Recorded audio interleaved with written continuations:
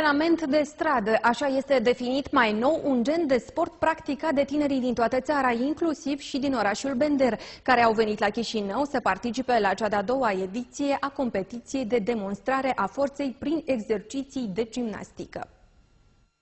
Street Workout are în Moldova o istorie de numai 4 ani. Este un gen de sport relativ nou în țara noastră. Exemplul sportivilor din Occident a fost preluat de un grup de tineri de la noi, adepți ai modului sănătos de viață. Aceștia au decis să transforme antrenamentele într-o competiție.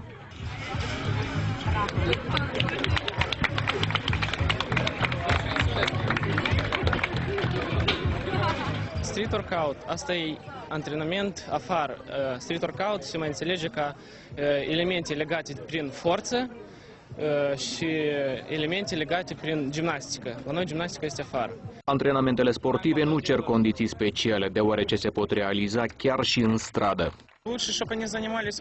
E mai bine să ne ocupăm cu sportul decât să fumăm ori să bem. După lecții eu practic 2 antrenamente pe zi. Când e vreme rea, mă antrenez în casă. Competiția a unit 3 echipe din Chișinău și sportivi amatori din diferite localități, care s-au întrecut în exerciții de forță. Ideea mi-a dat organizatorul Street Workout-ului Denis Minin din Ucraina. Premiul întâi a fost obținut de Dmitri Iovski din Bender.